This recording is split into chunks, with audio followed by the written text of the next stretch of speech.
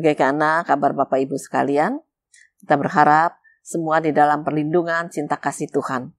Kemarin Minggu kita merayakan hari ulang tahun GKI Sangkrah yang ke-92.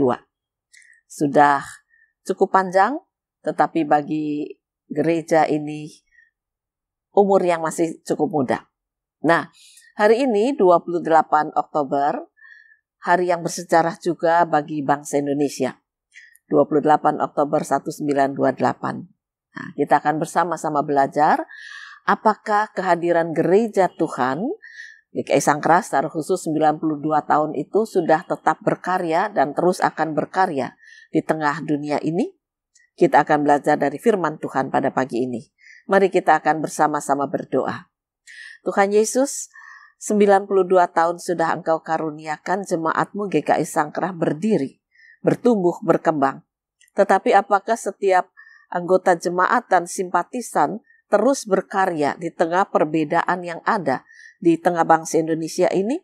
Biarlah kami boleh dikuatkan untuk menjadi saksi kerajaan Allah melalui kebenaran firman. Kuasai kami dengan Roh Kudus agar firman-Mu menjadi kekuatan baru. Berkati hamba-Mu supaya dia dilayakkan dalam pimpinan Roh Kudus membaca, memberitakan firman kehidupan. Inilah doa kami dalam nama Tuhan Yesus Kristus. Amin. Dan berdoalah untuk kota itu kepada Tuhan, sebab kesejahteraannya adalah kesejahteraan. Bapak Ibu dan saudara-saudara, 1928 Oktober adalah hari bersejarah bagi bangsa Indonesia. Mengapa demikian? Karena pada saat itu dinyatakan adanya Sumpah Pemuda. Pemuda-pemuda dari berbagai suku di Indonesia menyatakan kesatuan untuk hidup sebagai bangsa Indonesia. Nah, wujud kemerdekaan itu baru terjadi tahun 45. Dan sekarang Indonesia memasuki usia 80 tahun. Nah, Bapak Ibu dan saudara-saudara, kalau kita belajar dari sejarah di tengah bangsa Indonesia, ini ada hal yang menarik. Bahwa pada saat itu, pemuda-pemuda di seluruh Indonesia dari berbagai suku, berbagai pendidikan, berbagai agama, menyatakan kesatuan untuk mewujudkan kemerdekaan yang masih cukup panjang. Namun, upaya mereka tidak sia-sia. Kita belajar dari sejarah itu seperti yang dinyatakan firman Tuhan. Bagaimana gereja harus hadir di tengah kehidupan bangsa Indonesia. Usahakanlah kesejahteraan kota kemana kamu aku buang. Dan berdoalah untuk kota itu kepada Tuhan. Sebab kesejahteraannya adalah kesejahteraanmu. Ini menarik. Jadi pada saat itu sejarahnya orang Israel ditawan ke Babel. Ya. Lalu Tuhan mengatakan kepada orang Israel yang tinggal di Babel, jangan kamu cuma berkeluh kesah, jengkel, marah, kecewa. Tetapi bangkit dan bangun. Usahakan di mana kamu aku tempatkan, walaupun statusnya dibuang, tapi berkaryalah untuk menunjukkan bahwa orang bisa menindas. Tapi Tuhan tidak akan membiarkan orang yang tertindas itu sampai tergeletak. Sebab Tuhan membangkitkan, Tuhan memberikan kekuatan, Tuhan memberikan karya. Karena itu dikatakan usahakan, sungguh-sungguh kerja keras supaya ada sejahtera. Nah, itu akan membuat kamu juga sejahtera. Sehingga sekalipun kamu tidak di tanah airmu, tetapi ketika engkau menyatakan kesejahteraan, kamu ikut sejahtera, tentu kamu akan lebih nyaman. Nah, memang tidak enak di tanah bukan tanah air, tapi paling tidak ada rasa nyaman karena Tuhan ikut beserta. Nah, firman Tuhan ini juga mau kita terapkan dalam kehidupan bangsa Indonesia saat ini. Ada berbagai suku bangsa di tengah bangsa Indonesia, di tengah kehadiran kita, di tengah kampung, bahkan di tengah keluarga besar.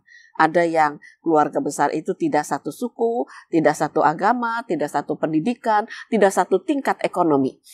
Tetapi jangan kemudian menjadi musuh, menjadi orang yang menyendiri, orang yang tersisih, orang yang terbuang, keluarga-keluarga Kristen yang mengacuhkan keluarga besar yang lain. Itu tengah keluarga. Di tengah masyarakat sama. Di tengah tempat kita bekerja juga sama. Jangan kita ini sebagai gereja merasa tersisih, terbuang, lalu tidak punya daya. Sebab Tuhan berkata, usahakan. Jadi ada upaya, ada kesungguhan, ada kerja keras dari diri kita untuk menyatakan damai sejahtera Allah.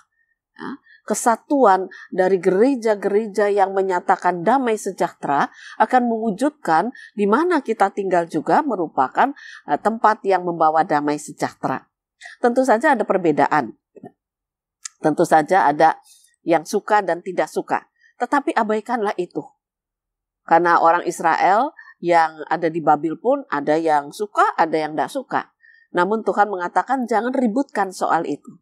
Tapi penting bagi kamu untuk taat akan firman, menyatakan damai sejahtera, maka kehidupanmu itu akan tetap menjadi terang. Yang tidak suka akhirnya akan berbalik. Yang suka akan menjadi lebih akrab. Dan oleh karena itu, saat ini kita juga dipanggil sebagai gereja yang hadir di tengah kehidupan bangsa Indonesia. 92 tahun GKI Sangkra diberkati Tuhan. Tetapi 28 Oktober ini juga mengingatkan panggilan kita dari berbagai suku, dari berbagai kepercayaan, tingkat pendidikan, tingkat ekonomi, lalu juga pergaulan dan sebagainya. Jangan kita ini merasa menjadi kecil. Bukan apa-apa saya mah. Saya bukan siapa-siapa. Tetapi kita harus ingat di mana Tuhan menempatkan kita, disitulah kita harus terus berkarya. Memang ada perbedaan, tapi tidak berarti mati. Kita berbeda, namun tetap berkarya. Kerajaan Allah harus tetap dinyatakan. Keinginan Sumpah Pemuda itu terwujud ketika berjalannya waktu. Maka kerajaan Allah juga akan terus terwujud dengan berjalannya waktu. Kita terus menyatakan damai, diturunkan pada keturunan-keturunan kita, dinyatakan pada keluarga besar kita, maka mereka juga sedikit demi sedikit akan merasakan damai sejahtera Allah. Dan ketika damai sejahtera itu terasa, maka pekerjaan kita tidak sia-sia. Tidak berarti kita harus satu kebersamaan dalam agama, kulit, suku bangsa, bahasa, dan sebagainya. Tidak. Tetapi satu dalam kekuatan bersama dengan Kristus. Kita bisa mewujudkan bangsa ini akan tetap ada, gereja Tuhan tetap ada, damai sejahtera Tuhan akan berkuasa. Berkaryalah walaupun kita berbeda. Tuhan beserta kita sekalian. Tuhan memberkati firman-Nya. Amin. Mari kembali kita berdoa. Di tengah kesulitan penolakan gereja, Engkau tetap menjadikan GKI Sangkra hidup dan berdiri. Di tengah sulitnya membawa kabar baik, biarlah kami bertekad untuk mengupayakan kesejahteraan di mana Tuhan menempatkan kami sebagai gereja Tuhan. Oleh karena itu, kalau di tengah keluarga besar kami ada perbedaan, kami akan tetap hadir sebagai pembawa damai. Di tempat kami bekerja ada perbedaan, kami akan tetap hadir sebagai pembawa damai. Di tengah perkampungan di mana kami tinggal ada perbedaan, kami tetap hadir sebagai pembawa damai. Mungkin ada yang menolak, tetapi kami percaya banyak yang menerima, karena sikap hidup kami membawa damai sejahtera. Oleh karena itu berkaryalah ya Tuhan, supaya firman-Mu ini boleh senantiasa menjadi kekuatan baru, hari ini dan hari esok. Kiranya Tuhan mendengarkan doa kami. Dalam nama Yesus kami berdoa. Amin.